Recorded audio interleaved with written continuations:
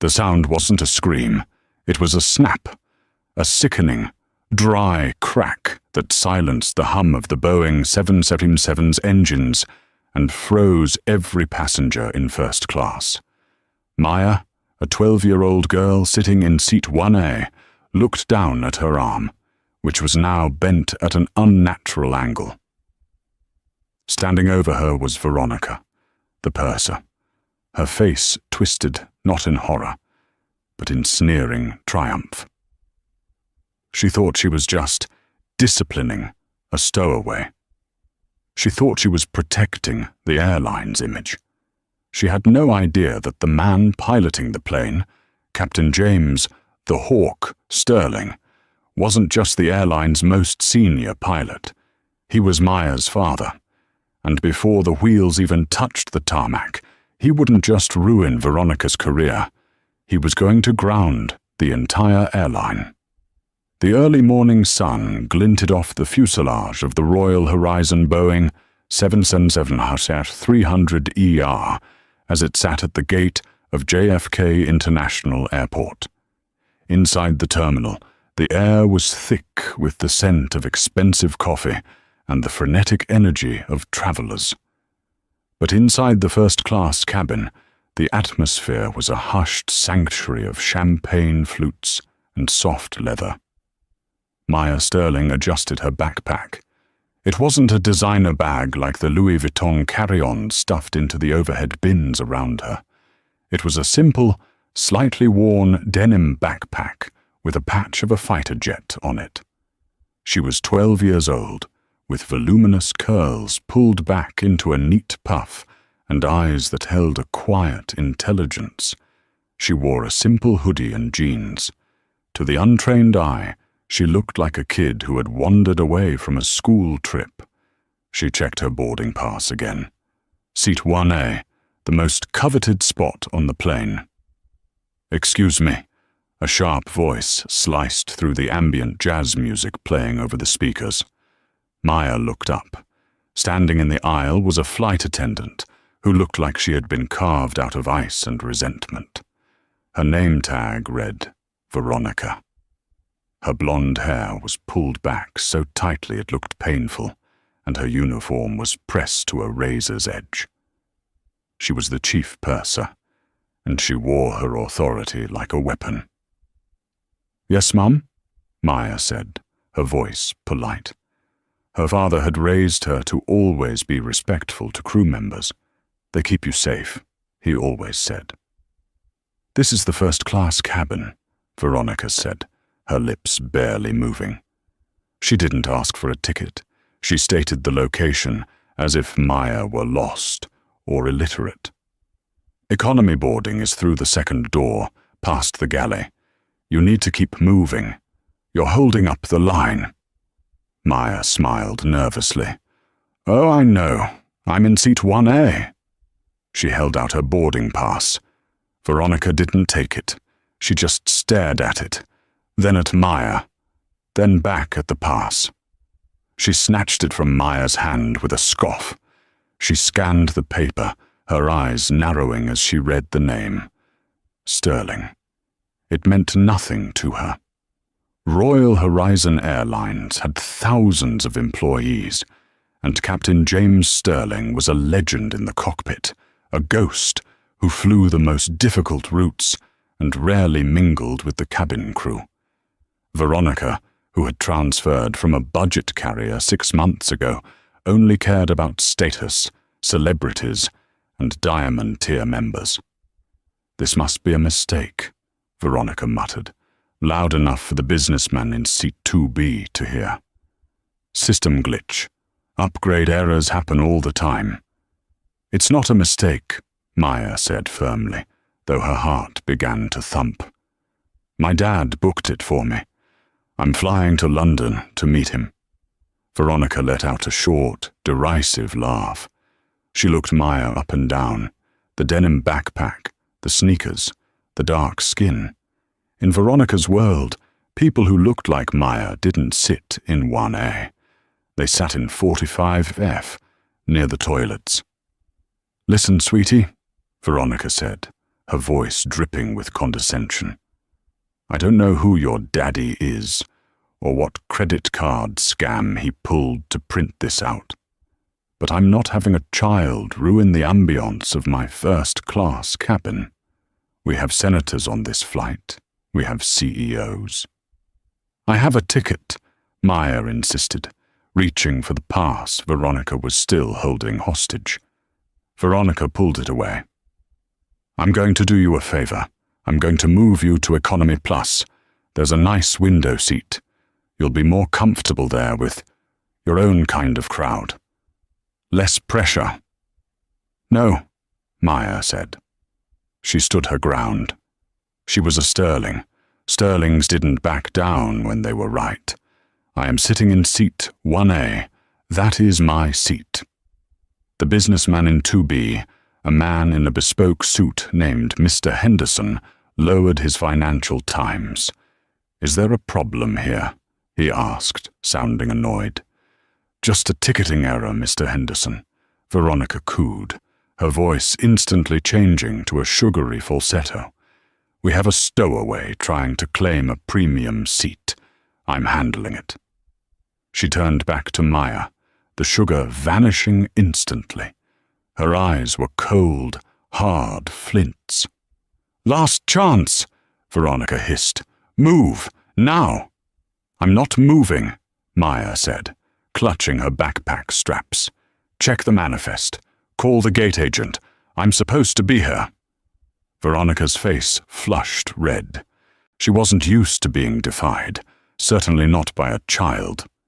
She snapped her fingers at a junior flight attendant, a young woman named Sarah, who looked terrified.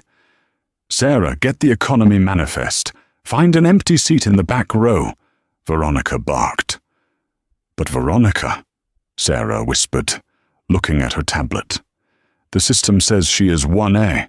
Her status is VIP priority. It says, do not move." "I don't care what the glitchy iPad says," Veronica snapped. "Look at her. Does she look like VIP priority to you? She's a security risk. She's disrupting the peace. If she won't move voluntarily, I'll remove her as a safety hazard." Maya felt tears pricking her eyes, but she swallowed them. She sat down in seat A and buckled her seatbelt. It was a defiant click that echoed in the silent cabin. Veronica stared at the buckled belt. The defiance broke something inside her. She leaned in, invading Maya's personal space, her perfume overpowering and cloying. "You think a seatbelt protects you?" Veronica whispered. "You little brat. You're going to the back of this plane if I have to drag you there myself." The plane had finished boarding. The doors were closed. The fasten seatbelt sign dinged on. Up in the cockpit, the pilots were running through the pre-flight checklist. The first officer was a new hire, nervous and by the book. The captain, however, was not James Sterling. Not today. James was actually deadheading on this flight. He had just finished a grueling 14-hour haul from Tokyo and was flying back to London as a passenger to surprise his daughter for her birthday. However, due to a last-minute scheduling conflict, he wasn't in the cabin. He was in the jump seat inside the cockpit, chatting with the active captain, an old friend named Bill Bulldog Russo. "My girl is in 1A, James told Bill, smiling as he adjusted his cap. "First time flying up front alone. She's growing up too fast, Bill." "They do that?" Bill laughed, punching in the coordinates for Heathrow into the flight computer. "Don't worry. My crew will treat her like a princess. I've got Veronica as purser today. She's efficient." James frowned slightly. He had heard rumors about Veronica, complaints about attitude, racial insensitivity, but nothing that ever stuck. "Just keep an eye on her, Bill." "Roger that."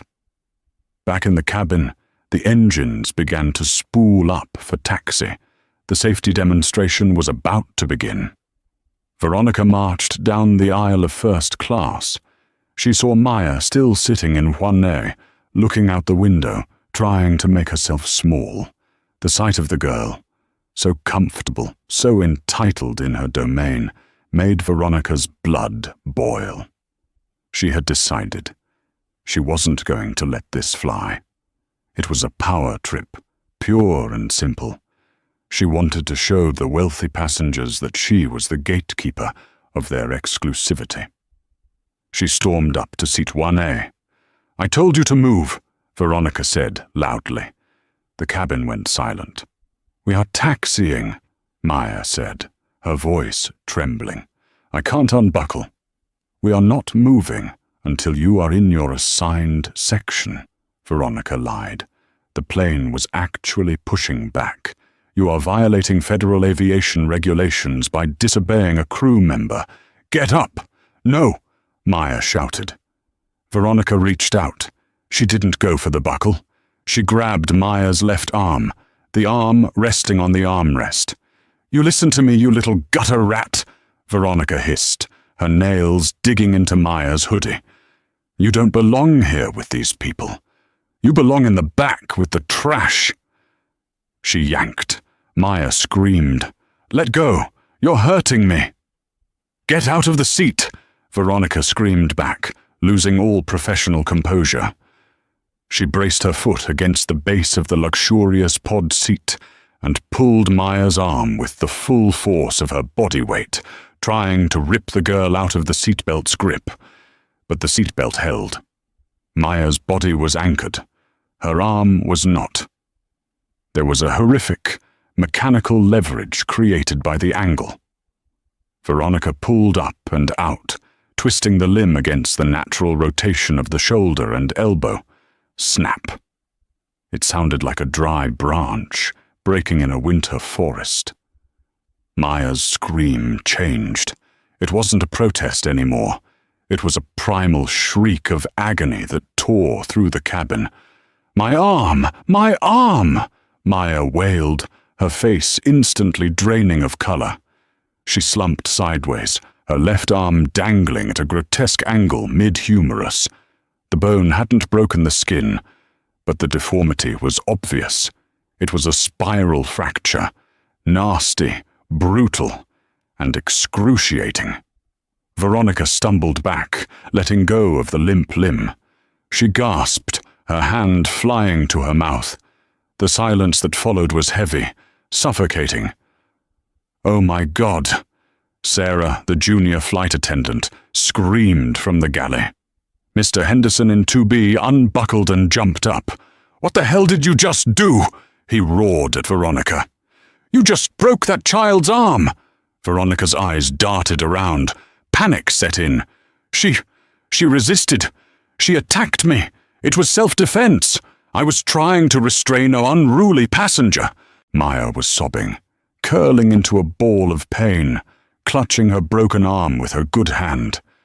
"Daddy, I want my daddy," she moaned, rocking back and forth. "Sit down," Veronica yelled at Mr. Henderson, trying to regain control through sheer volume. "Everyone remain seated. We have a security threat." She grabbed the interphone to call the cockpit. She had to spin the narrative first. She had to make the pilot believe the girl was dangerous.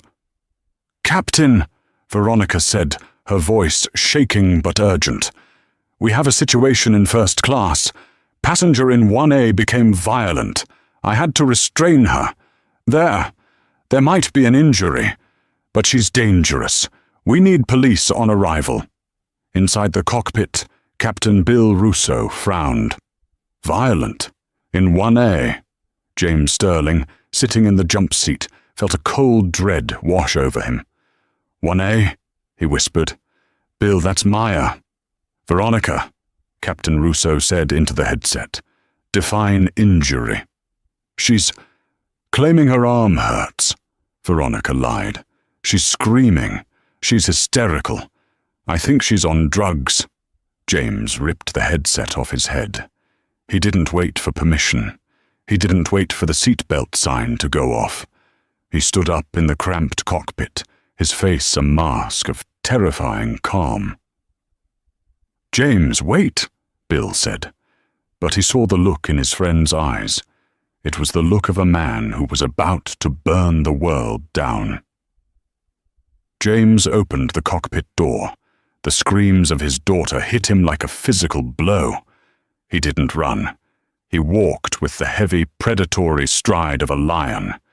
He moved through the galley, past the terrified junior flight attendant.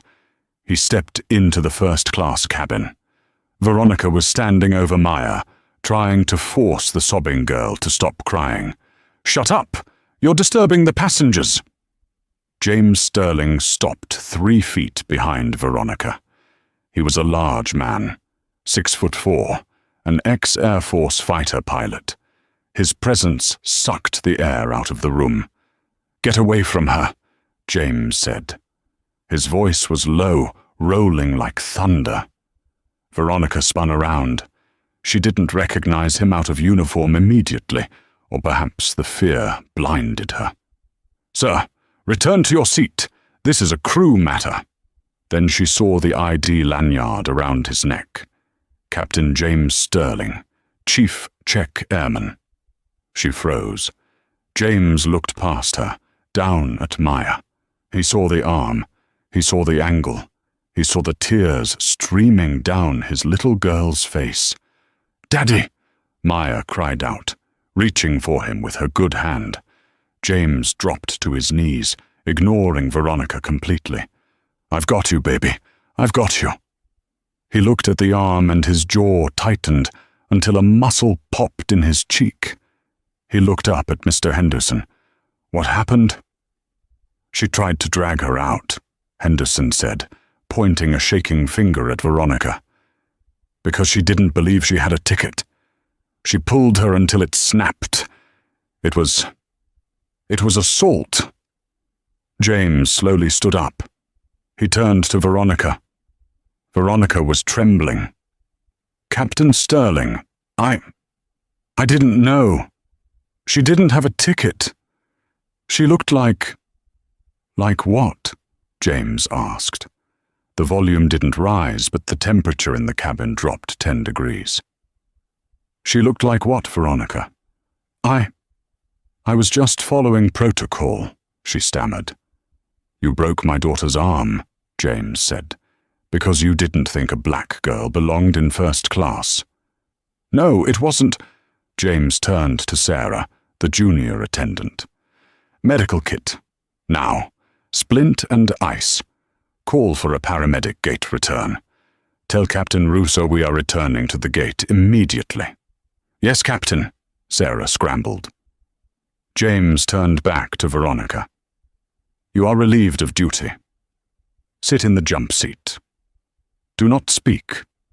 Do not move. If you look at my daughter again, I will throw you off this plane myself." "You can't do that!"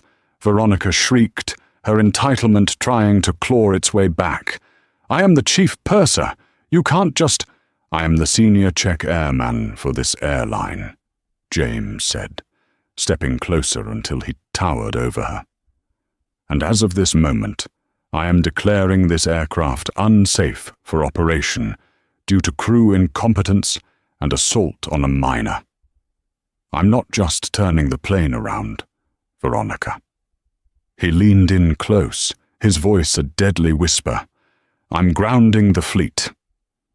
The return to the gate was a funeral procession for Veronica's career, though she was too delusional to realize it yet. The Royal Horizon 777 taxied back to the terminal, not with the triumphant roar of a departure, but with the sluggish, heavy trundle of a crime scene. Inside the cabin, the silence was absolute. The other first-class passengers were no longer sipping champagne. They were witnesses. Mr. Henderson had his phone out, recording everything. He wasn't the only one. 3 rows back, a famous tech influencer had already live-streamed the aftermath of the snap, capturing Maya's sobbing and Veronica's frantic, defensive posturing. The video was already trending on Twitter with the hashtag #RoyalHorizonHorror. In the cockpit, Captain Bill Russo was sweating. He had called the tower. "Tower, Royal 88. Returning to gate. Medical emergency. Requesting Port Authority police and paramedics to meet the aircraft." "Copy. Royal 88. Police are standing by." As the jet bridge connected to the fuselage with a heavy thud, James Sterling didn't move from his daughter's side. He had fashioned a makeshift splint out of a first-class menu and a linen napkin, holding her arm steady to prevent the bone shards from slicing into her nerves. Maya had gone into shock. Her skin was clammy, her eyes unfocused. She was whimperingly softly. "It hurts, Daddy. It hurts." "I know, baby. Help is here," James whispered, his voice trembling with a rage he was barely containing. The cabin door opened. Paramedics rushed in first, pushing past the flight attendants. They swarmed seat 1A. James stepped back to let them work, his eyes never leaving Maya. "Spiral fracture of the humerus," the lead paramedic announced, cutting Maya's hoodie sleeve with shears. "Pulse is weak in the wrist. We need to move her now. Possible vascular damage." Vascular damage. Those words hit James like a bullet. If the artery was pinched, she could lose the arm. As they loaded Maya onto the stretcher, 4 Port Authority officers boarded the plane, hands resting on their belts. "Who is the captain?" the sergeant asked. "I am the pilot in command," Bill Russo said, stepping out of the cockpit. But the incident occurred in the cabin. Veronica, who had been sitting in the jump seat fuming, suddenly stood up. She smoothed her skirt, putting on her victim face. She pointed a manicured finger at James. "Officers, thank God!" she cried out, tears instantly appearing in her eyes. "That man, he stormed the cockpit. He threatened me. He assaulted me while I was trying to perform my duties. I want him arrested for hijacking and interference with a flight crew." The officers turned to James. He was standing still, watching his daughter being wheeled out. He looked at the police, then at Veronica. "Officer," James said, his voice deadly calm. "My name is Captain James Sterling. That woman just broke my 12-year-old daughter's arm because she didn't believe a black child could hold a first-class ticket. I want her charged with aggravated battery on a minor and endangering the safety of an aircraft." "He's lying!" Veronica shrieked. "The girl was a stowaway. She was resisting." "She wasn't resisting." Mr. Henderson's voice boomed from seat 2B. He stood up, holding his phone. "I have it all on video, officer. The girl was sitting quietly. The flight attendant, Veronica, verbally abused her, then physically assaulted her. She braced her foot against the seat and pulled until the bone snapped. It was unprovoked and vicious." The sergeant looked at Henderson, then at the sobbing child on the stretcher, and finally at Veronica. "Ma'am, turn around and place your hands behind your back," the sergeant said. Veronica gasped. "What? No, you can't touch me. Do you know who I work for? I'm a senior employee of Royal Horizon. I will have your badge." "You have the right to remain silent," the officer said, snapping the cuffs on her wrists. The metal clicked, a cold echo of the bone snap earlier. As they frog-marched Veronica off the plane, she passed James. "You're finished, Sterling," she spat. "The Union will protect me. The airline will protect me. You'll never fly again." James didn't even blink. "Veronica," he said, loud enough for the entire cabin to hear. "By the time I'm done, there won't be an airline left to protect you." 3 hours later, the setting shifted from the sterile cabin of a Boeing to the sterile waiting room of St. Jude's Medical Center. James sat in a plastic chair, his elbows on his knees, his head in his hands. He was still wearing his pilot uniform, though he had taken off the tie and jacket. The blood, Maya's blood, was a small, dried speck on his white shirt cuff. The doctors had just told him Maya was out of surgery. They had inserted a titanium plate and 6 screws. The nerve damage was severe, but she would keep the arm. However, her dreams of playing the violin, she was first chair in her school orchestra, were likely over. The double doors of the waiting room swung open. It wasn't a doctor. It was a shark. He was a man in his late 40s, wearing a charcoal Brioni suit that cost more than James's car. He carried a slim leather briefcase and wore a smile that didn't reach his dead, grey eyes. This was Elias Thorne, the fixer for Vane Capital, the private equity firm that had acquired Royal Horizon Airlines 2 years ago. Thorne didn't come alone. He was flanked by 2 junior lawyers who looked like hungry Dobermans. "Captain Sterling," Thorne said, his voice smooth as oil, "I am Elias Thorne, General Counsel for Royal Horizon. First, let me express the airline's deepest sympathies for the unfortunate accident involving your daughter."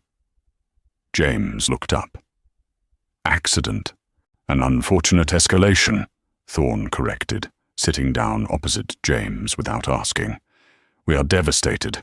Veronica has been suspended, of course. We are taking this very seriously." He placed the briefcase on his lap and clicked it open. He pulled out a check and a thick document. "James, can I call you James? We know this is a difficult time. We want to make sure Maya has the best care. This is a check for $100,000. Immediate assistance for medical bills, pain and suffering." James looked at the check. It was a lot of money, but he saw the document underneath it. "And that?" James pointed. "Standard procedure," Thorne said dismissively. "A non-disclosure agreement. It just states that you and your daughter will not discuss the incident with the press or on social media. We want to protect Maya's privacy, naturally. We don't want her traumatized by the media circus." "You want to buy my silence?" James said. "We want to resolve this amicably," Thorne smiled. "James, look at the big picture. You're a senior Czech airman. You're 2 years away from a full pension. If this goes to court, it gets ugly. We'd have to bring up your past disciplinary record. The time you shouted at a ground crew member in 2018, the stress leave you took after your divorce. We can paint a picture of an unstable, aggressive pilot who stormed a cabin and escalated a situation." James slowly stood up. He towered over the seated lawyer. "You think you can threaten me?" James asked softly. "I'm explaining reality," Thorne said, his voice hardening. "Vane Capital protects its assets. If you sue, we will bury you in litigation for 10 years. Maya will be 30 years old before she sees a dime. Take the check. Sign the paper. Go back to flying. Let us handle Veronica." James reached out and took the check. Thorne's smile widened. Then James slowly ripped the check in half, then into quarters. He let the confetti fall onto Thorne's expensive suit. "You looked into my file, Elias," James said. "You saw the disciplinary record, but you didn't look deep enough. You didn't look at why I took stress leave." Thorne brushed the paper off his knee, annoyed. "Enlighten me." "I took leave because I was meeting with the FAA whistleblowers regarding the maintenance cycles on the 767 fleet," James said. Thorne froze. The junior lawyers stopped taking notes. "I know about Project Skylark," James whispered. The color drained from Thorne's face. That is confidential corporate strategy. It's a cost-cutting measure, James continued, his voice relentless.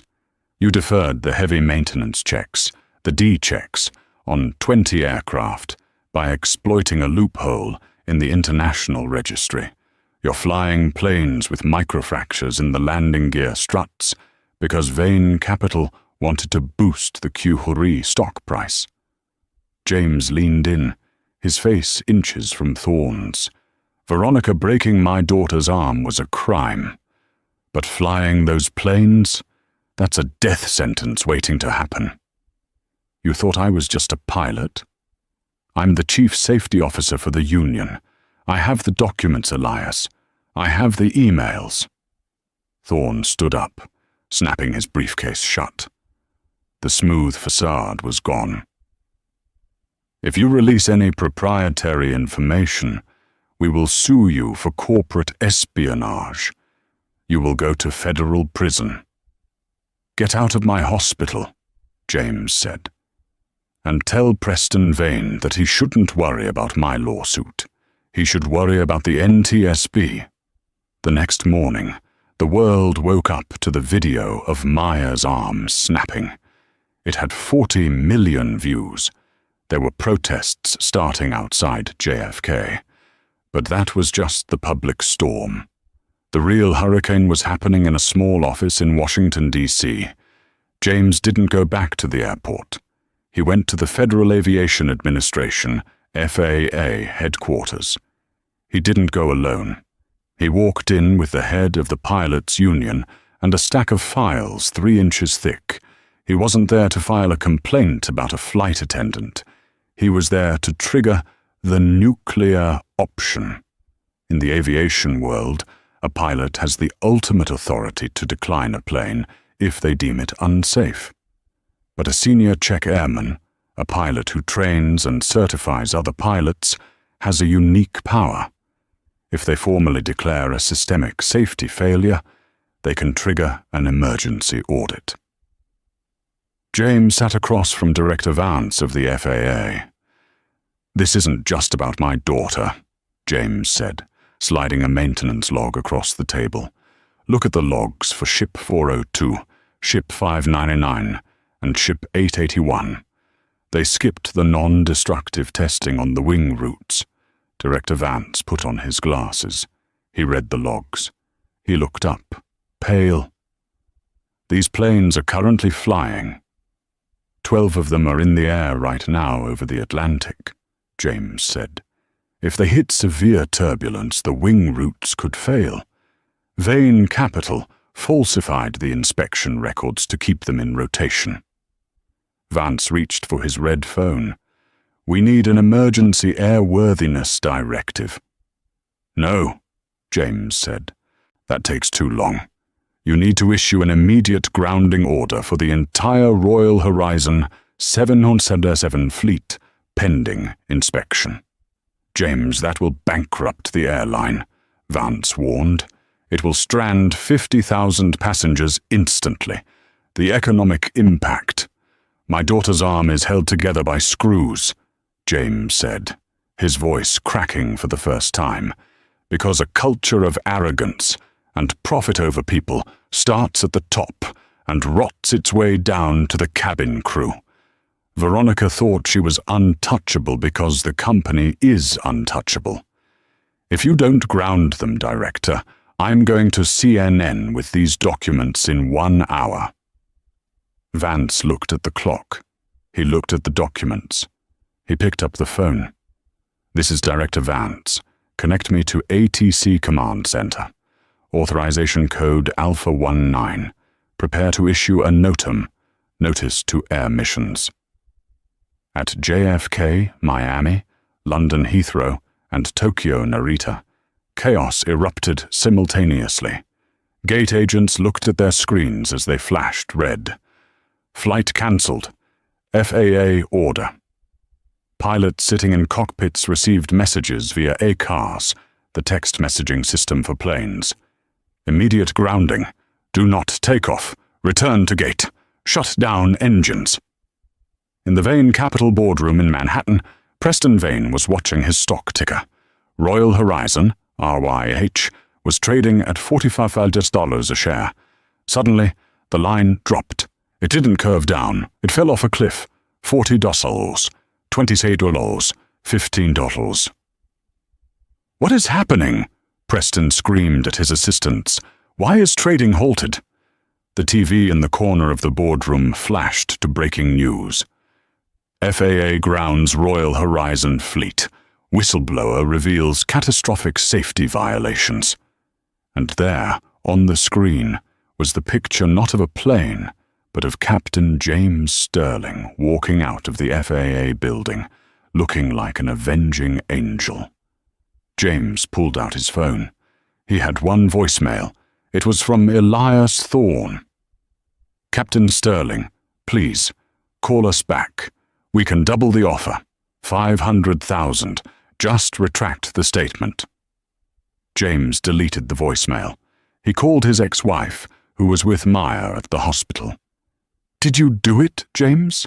she asked. "I grounded them," James said, looking up at the sky where no Royal Horizon planes were flying. "I grounded them all." But the fight wasn't over. The airline was wounded. But a wounded animal is the most dangerous. They were about to launch a smear campaign that would try to destroy James's life, blaming the grounding on a disgruntled employee's vendetta. They were going to try to turn the public against him. James needed a lawyer, a real one, and he knew exactly who to call. The hearing was not held in a standard courtroom. The gravity of the situation, an entire fleet of Boeing 777s grounded, thousands of passengers stranded worldwide, and a viral video that had sparked riots in 3 cities, demanded the highest stage. This was the Senate Committee on Commerce, Science, and Transportation, convened in the Hart Senate Office Building in Washington, D.C.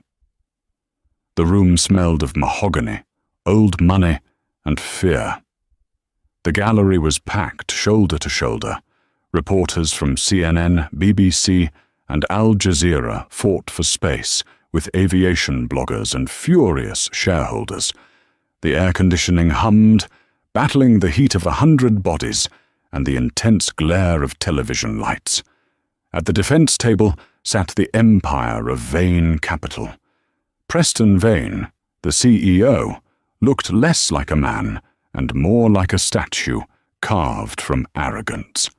He wore a navy suit that cost more than most people's cars, checking his platinum Patek Philippe watch with an air of bored irritation. Next to him was Elias Thorne, his fixer and general counsel, shuffling papers with manic energy. Behind them sat a phalanx of 12 lawyers from Skadden Arps, the kind of legal team that didn't just win cases, they annihilated opponents. At the plaintiff's table, the scene was starkly different. There was no army of suits. There was just Captain James Sterling, sitting ramrod straight in his dress uniform, 4 gold stripes on his shoulder, his hat resting on the table. Next to him was his daughter, Maya. She looked tiny in the high-backed leather chair. Her left arm was encased in a heavy blue cast, held close to her chest in a sling. She didn't look at the cameras. She just looked at her dad. And beside them sat their weapon. James had kept his promise to hire a shark. He had retained Ben Crump, the most famous civil rights attorney in America. Crump sat with his hands clasped, his eyes scanning the room, absorbing the energy. He didn't look worried. He looked like a predator waiting for the wind to shift. Senator McLean, the committee chair, banged his gavel. The sound cracked through the room like a pistol shot. "This hearing is now in session," McLean rumbled. He was an old Texas politician with zero patience for corporate nonsense. "We are here to investigate the incident on Flight 88, the subsequent grounding of the Royal Horizon fleet, and allegations of gross negligence. Mr. Vane, your opening statement." Preston Vane stood up. He adjusted his microphone, flashing a practiced, sympathetic smile for the cameras. "Senator, thank you," Vane began, his voice smooth as aged whiskey. "First, let me say that our hearts break for little Maya. What happened was a tragedy. However, we must separate emotion from facts. The facts are that we have strict security protocols. When a passenger, regardless of age, refuses to obey crew instructions during a critical phase of flight, our staff is trained to neutralize the threat. We believe the flight attendant in question, Veronica, acted under extreme duress. Furthermore, the grounding of our fleet is a hysterical overreaction orchestrated by a disgruntled pilot, Captain Sterling, to leverage a personal payout. A murmur of outrage rippled through the gallery. James didn't flinch. He just stared straight ahead. "Thank you, Mr. Vane," Senator McLean said, his eyes narrowing. "Mr. Crump?" Ben Crump stood up. He didn't use the microphone immediately. He walked around the table, stepping into the open floor. He let the silence stretch for 10 seconds, an eternity on live TV. "Duress," Crump finally said, testing the word. "Mr. Vane speaks of duress. He speaks of a threat." Crump turned and pointed a finger at Maya. "That is Maya Sterling. She is 12 years old. She plays the violin. She collects stickers. She weighs 92 pounds. Crump spun around to face the far end of the defense table, where Veronica sat. She had been subpoenaed and granted limited immunity for her testimony, but she looked like a cornered rat. She wore a soft beige cardigan, a calculated choice to look harmless. "And there sits Veronica Miller," Crump boomed, chief purser, 34 years old, fitness enthusiast, known for her strict adherence to rules. He walked toward Veronica. The Skadden lawyers tensed up, ready to object. "Ms. Miller," Crump said, his voice dropping to a conversational volume. "You stated in your incident report that you felt physically threatened by the child. Is that correct?" Veronica leaned into her mic. Her hands were shaking. "Yes. She was refusing to move. She was belligerent. In a post-9/11 world, we can't take chances. She could have been a diversion for a hijacker. I didn't know." "You didn't know," Crump repeated. "Did you ask for her ticket?" I thought she was lying," Veronica stammered. "She didn't look like she belonged in first class." "Didn't look like it?" Crump pounced. "Why? Was it her clothes? Her backpack?" He leaned in closer. "Or was it the color of her skin?" "Objection!" one of the Skadden lawyers shouted. "Relevance!" "Overruled," Senator McLean barked. "Answer the question." "It wasn't race!" Veronica shrieked, her facade cracking. "She was out of place. She was resisting. I tried to escort her out, and she pulled away. I grabbed her arm to stabilize her, and she threw herself against the seat. She broke her own arm." The room gasped. It was a monstrous lie. James Sterling's hands clenched into fists on the table, the knuckles turning white. Maya whimpered softly. James put a hand on her shoulder, grounding her. "She broke her own arm," Crump repeated, incredulous. "That is your testimony? That a 12-year-old girl spiral-fractured her own humerus to spite you?" "Yes," Veronica insisted, tears streaming down her face. "I am the victim here. I lost my job. I'm being harassed." Crump nodded slowly. He walked back to his table and picked up a tablet. "Senator, the defense is counting on the fact that there is no CCTV in the cabin. They think it's her word against a child's. Crump smiled. It was a cold, dangerous smile. But they forgot that this is the age of social media, and they forgot about Mr. Henderson in seat 2B. Crump connected the tablet to the massive screens on the wall. "Play the video." The screen flickered to life. The footage was shaky but high definition. It showed Maya sitting quietly, looking out the window. It showed Veronica looming over her, screaming. "You don't belong here with these people. You belong in the back with the trash." The audio was crystal clear. The room went deathly silent. On the screen, Veronica planted her foot against the base of the seat. She grabbed Maya's arm with both hands. She heaved backward like she was starting a lawnmower. Snap! The sound was amplified by the Senate speakers. It was a sickening, dry crack that made several people in the gallery cover their mouths. Then came Maya's scream, a primal, shattering sound of agony.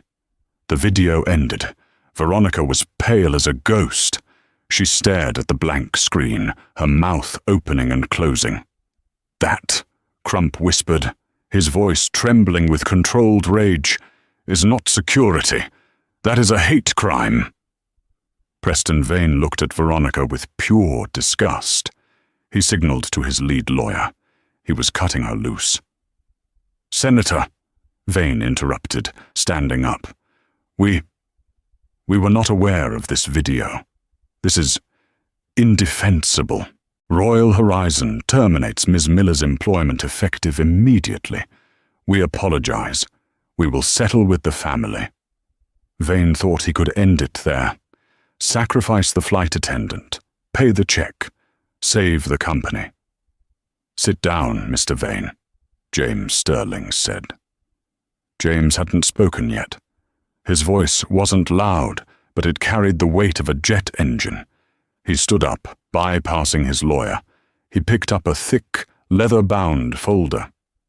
"We aren't done," James said. "Veronica broke my daughter's arm. That's why she is going to prison. But she's just a symptom. You are the disease." James walked to the center of the floor, facing the senators. "Mr. Vane wants you to believe this was one bad apple," James addressed the committee. But why was Veronica so stressed? Why was the crew at a breaking point? Why was the airline pushing for faster turnarounds? He opened the folder. "I am a senior check airman," James said. "My job is to ensure pilots and planes are safe. 2 months ago, I flagged 3 aircraft for wing root stress fractures. Standard procedure is to ground them for a D-check. It takes 3 weeks. James pulled out a document and held it up. "This is an email from Elias Thorne, the General Counsel sitting right there. It is addressed to the VP of Maintenance." James began to read. "Captain Sterling is becoming a problem. His safety concerns are noted but overruled.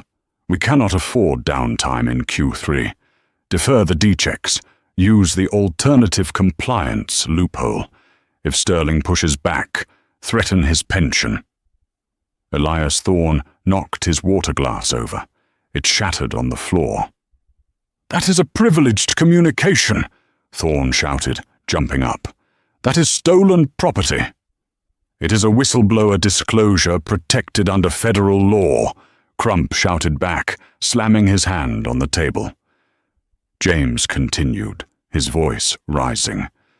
"You deferred maintenance on 20 aircraft. You have planes flying right now. Well, they were flying until I grounded them, that are ticking time bombs. You pushed your crew to skip safety briefings to save 10 minutes. You created a culture where speed and profit mattered more than human life. Veronica broke my daughter's arm because she thought she was untouchable. And she thought she was untouchable because you taught her that rules don't apply to Royal Horizon." James turned to Preston Vane. The CEO was no longer checking his watch. He was slumped in his chair, looking at the floor. "You wanted to know why I grounded the fleet?" James asked, his eyes burning into Vane. "I didn't do it for revenge. I did it because my daughter's broken arm was a warning. If I hadn't stopped you, the next thing to snap wouldn't have been a bone. It would have been a wing spar over the Atlantic Ocean.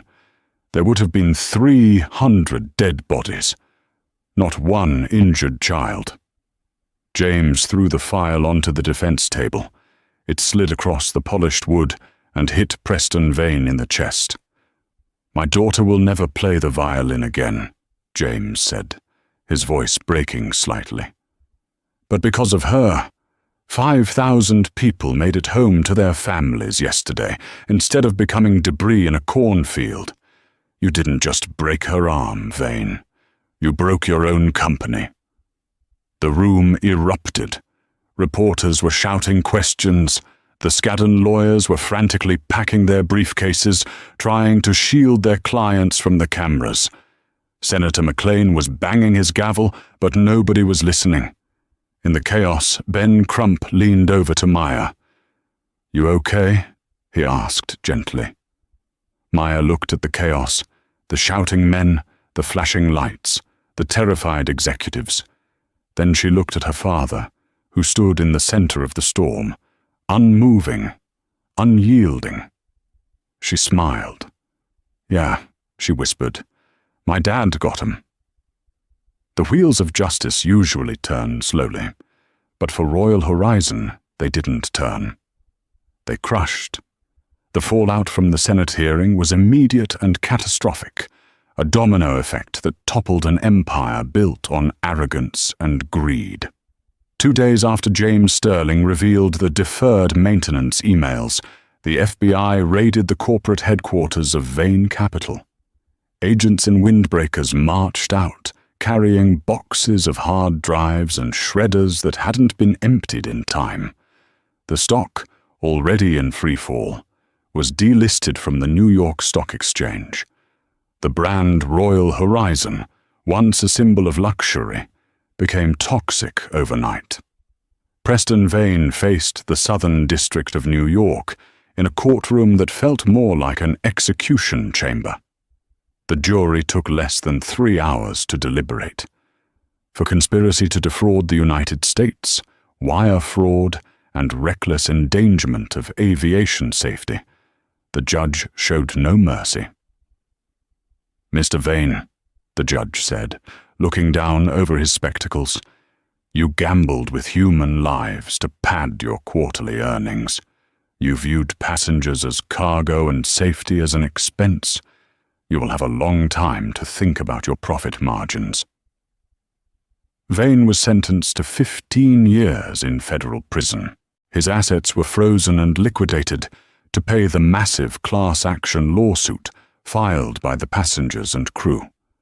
Elias Thorne, the fixer, was disbarred for life and sentenced to 8 years for obstruction of justice.